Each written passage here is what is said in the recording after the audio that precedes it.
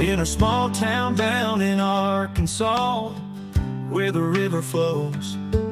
There's a man with a passion that everybody knows. He's got a collection that'll make you stare.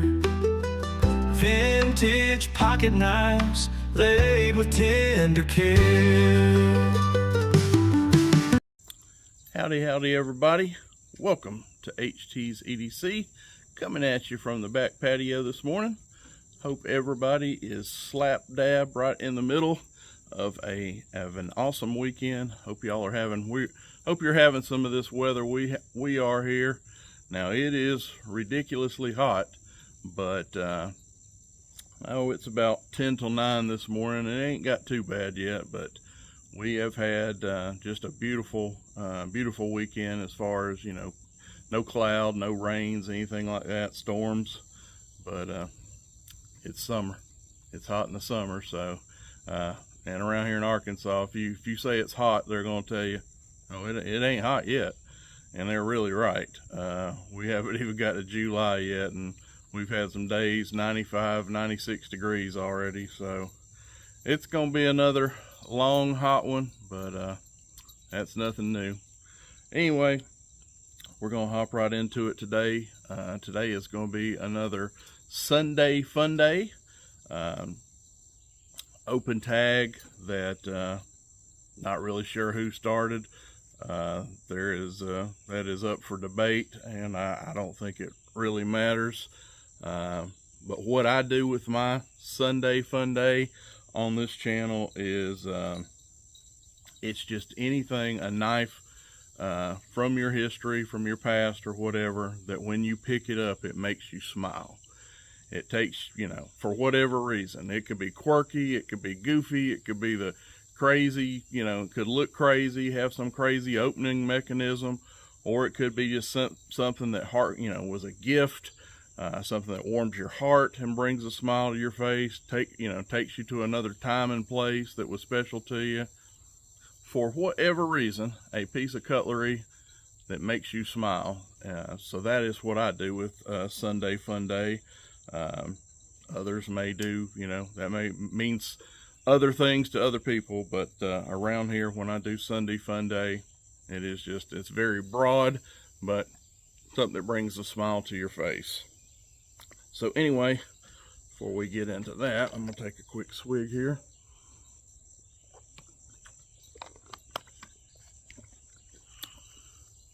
On the old, actually, this isn't what's in there. This was the old lemonade bottle, zero lemonade, but we just got some fruit punch, great value fruit punch flavored water in it, and that's what we're sipping on this morning. All right, my what you toting is going to be a little blah, because actually I'm toting the same thing. If you watched my live show last night, I'm on day 2 of this knife when we get to it. And thank you, that brings me to this. Thank you for all those that came out and supported us on our second now live stream. We had a good time last night, had a good group of folks in there, and I'm enjoying those. So if you guys are enjoying them, just let us know in the comments. As of right now, we plan to keep going. We asked around. I put a little feeler out there about time, what time y'all guys would like to see them for a live show, and about 80% said Saturday night was fine, or whatever, they'd be there whenever, we wanted to do it. So 80% said I don't care, or Saturday's fine. So Jimmy crack corn, and we're gonna keep them Saturday for right now. So Saturday nights, and we do them at 6 Central Arkansas time, and that'd be 7 p.m. for you East Coasters, Eastern time zone folks. So again, shout out to y'all. But anyway, got off on a tangent. The knife I was carrying yesterday is going to be the same knife I'm carrying today, But first of all, on the Lord's Day, we're going to have little Jesus, and every day is really the Lord's Day, but everybody needs a little Jesus in their pocket, and we have that covered. Over here, we have our Holy Lamb pocket cross. No flashlight on me currently, so no flashlight or no secondary knife. So we have the old wallet, open sea leather wallet, and of course in there we have our challenge coin. Put on the full armor of God. That goes in there. And as I said, if you watched yesterday, or last night for sure, I didn't do a long form video yesterday. We just let the live show stand as our video for that day. But in the old Maglock, we're on the old 2-daughter, courtesy of Brother Milo Ruiz. Gifted knife to me. The old 2-daughter, no nail nick, buck 112, the old blocky style. And I don't think I mentioned it when I showed this knife. There is another difference in these. This was back when they used 440C stainless steel on their knives when they first came out. That has evolved over the years, but on these early models it was 440C, and then it went to like 425M for a year or two there, and then on to 420 high carbon HC, the house steel that we still have today from Buck. And of course they have, you know, now some of their fancier pants upgrade steels if you want to buy them, but I'm just talking about the house steel. So back in the day of these right here, it was good old 440C on these. So just another cool feature of the oldies. But I have not been able to get this out of my pocket. I was chomping it a bit to carry this. I think it came in like a Tuesday or Monday, the first of the week. And I was like, there's my thankful Thursday. And man, I couldn't wait to Thursday to get here to number one, thank Milo and let him know how over the moon I was about this, and selfishly to start carrying this thing. But we hadn't been able to get it out of our pocket. Maybe tomorrow I get myself through the weekend, and maybe tomorrow we'll tote something different. But anywho, that is what is in the pocket.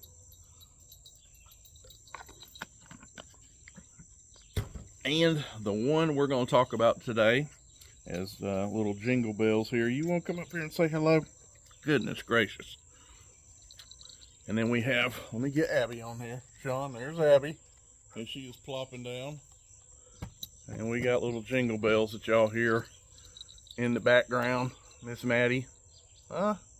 You want to make your presence known? We'll look out there and say something to them. You going to wave at them? Huh? Anyway. Love those two gals. And as you can see, they're right here at my feet. But Sunday Fun Day, sorry. I always get distracted with my pups. Love those gals. Sunday Fun Day, we are going to look at a fixed blade, actually.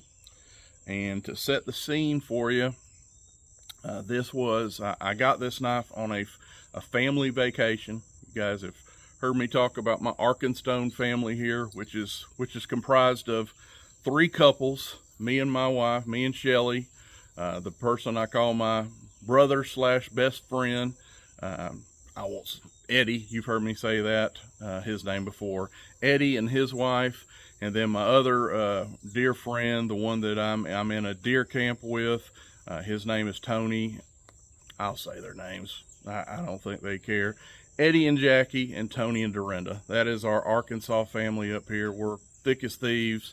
We go on cruise. We've been on cruises together, many vacations together, and this was another one of those times that we went as a family, and we went and stayed at Gatlinburg, Tennessee, and we did the whole Gatlinburg, Sevierville, Pigeon Forge, you know, that whole experience right there. And we stayed in one of the cabins up there.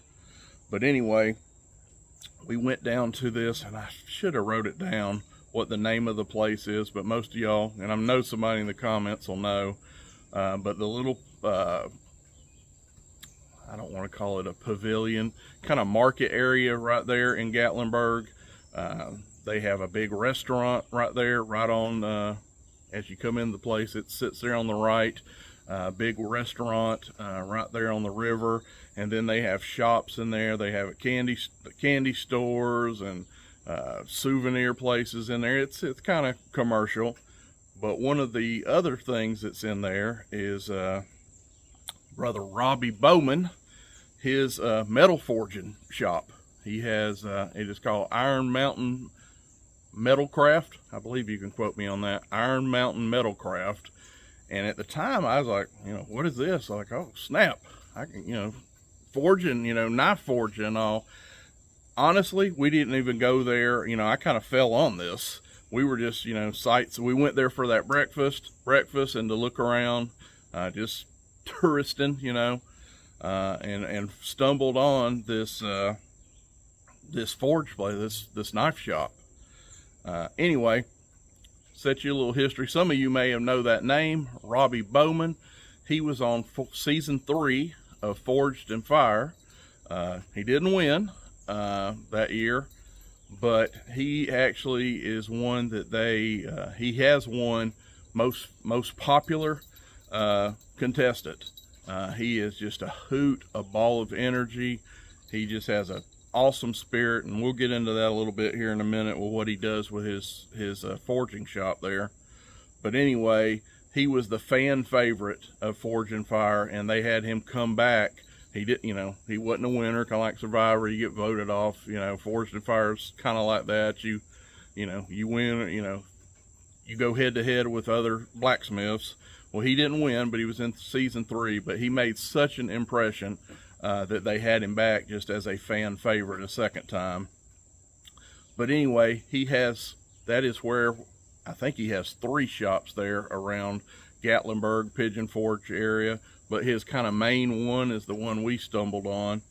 And what he does shows every day, or I say shows, but as people come in there, they are out there and they are live forging. And they let the kids, the moms, the dads, and everybody come out there and forge a knife with him. And I thought that was the coolest thing. I mean, we walked up and they were actually out there, had 4 or 5 people at different stations, and they were out there hammering and beating and forging knives. And man, I thought, and I mean, that little kids, I think all you got to be 5 years or older. And Robbie's out there teaching them, how to. And what they make, those people that come on stage, get to come up there and do it, that's their knife to keep. They make a knife for themselves that day and take it home. I just thought it was the coolest thing.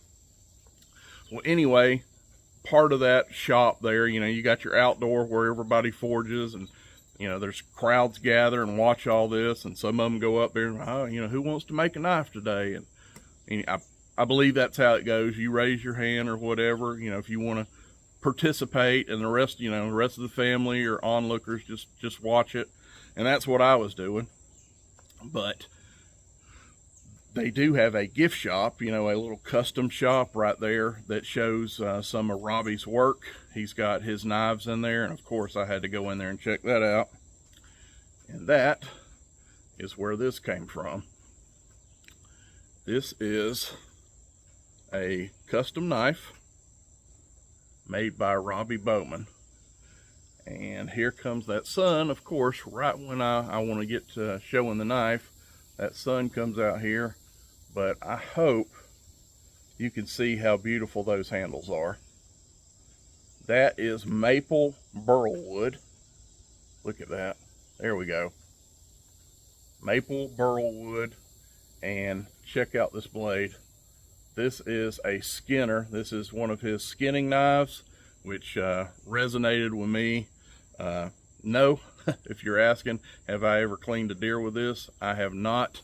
I have kept this one preserved, if you will, because it was a custom. I have carried this some, so you're going to say, well, there you go, contradicting yourself. Ain't that a safe, Queen? No, sir. I have carried this. As a matter of fact, I've carried it once or twice to the deer camp, you know, as my, you know, if I need to cut open bags of corn or whatever, I have toted this. But I can't say I've ever cleaned an animal with it. Would I? Yeah, I probably would. Y'all may say that, and then there's going to be part of y'all that say I'm crazy for that. But anyway, this is definitely purpose driven. Got a nice upswept Skinner blade here. We have some jimping right there. Big thumb ramp up here where you can choke up on this. And again, got a, what would I say? It's a not a very steep, but I would call that a hollow grind. Honestly, that might be a saber grind. I'm gonna go with about a half height saber grind on that actually. It doesn't really flare out much at the bottom as far as hollowing out. But yeah, about a half height saber. And just a beautiful knife. He has 4 brass pins in this guy, and looks like we're actually linerless. This model has no liners. It is just 2 pretty good, you know, better than an 1/8 of an inch thick, I would say, slabs of maple burl, but just a gorgeous knife. Fits awesome in hand. I tried several of them. They probably had 100 knives in that showcase, all different sizes, shapes, whatever. And this one just felt so good. I love that handle. Being a deer hunter, you know, a Skinner knife, but I had to come home with this. And if I'm not mistaken, this is a W2 steel, tool steel. I believe this is in W2. I could be wrong. I know it's a carbon steel. I know he does some 1095, but I want to say this one was W2 carbon steel, tool steel.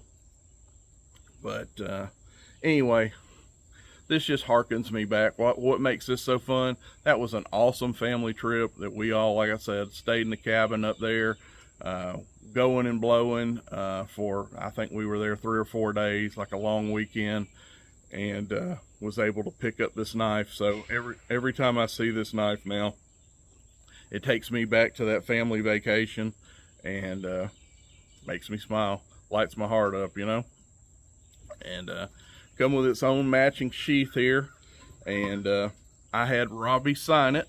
I didn't go up that day. Y'all are gonna say, well, where's your knife that you made? Kind of wish I had when I walked up to the spot, they had already, you know, they were going. There was 4 or 5 people up there making a knife, and I would have had to wait, you know, I don't know how long that took, you know, another hour and a half to be next, or hope to be next. There was quite a crowd that day, so, and we were there as a group, so I just I foregoed trying to actually go up there and build a knife with him, but I did catch him to the side and ask him if he could sign my sheath. And there you go, Robbie Bowman and this woo! And I probably did not do that any justice, but you forged in fire, people. If you remember this guy, that's kind of his staple. I'm sure I did not do it like Robbie does, but that is his woo! Yeah, making a fool of myself. But if you know, you know. He that is his thing on the show. That is his thing in general, his little catchphrase. But anyway, he wrote Robbie Bowman and woo on there for me. So that was really cool. But fits in there good retention, nice sheath. But that's what I have for you today. That was a good time, a great memory, and it will always make me smile, because I will always remember where this, you know, how I came to having this knife in my collection. And that was just outstanding trip. But anyway, that's what I got for you today for Sunday Fun Day. Hope y'all enjoyed it, and we're gonna let y'all go and get on with your Sunday. Again, thank you for the guys that came out and supported last night on the number 2 live stream. And thank you for all you guys that watch it on replay. I know having them on a Saturday evening, it's a weekend. A lot of people are going and blowing. But I mean, on weekdays, people are working, and evenings, you got to come home and eat and get the kids ready for bed. There's really no good time to have one. So that's why I think most 80% of people said, hey, do them on Saturday. It's as good as any time, because we're busy people. You know, if you working class, like I say, you got get dinner, get the kids fed and homework and all that, and try to get to bed at a halfway decent hour. And I just thought Saturday, I'll catch the people I can. People are going to stay up late, and on the weekend they're not quite as pressed. And I didn't try to do it too late either, so 7 o'clock. Anyway, that's what we went with. And thank y'all for the ones that came out. And again, if you watch it on replay, that's a-okay, and we understand. We appreciate the love, no matter how we get it. So, God bless y'all, and till we see you again, I'm HT. We're out. Buck knives gleaming under that old porch light. He'll tell their stories deep into the night. Reviews and torture tests, it's a sight to see. HT's EDC, living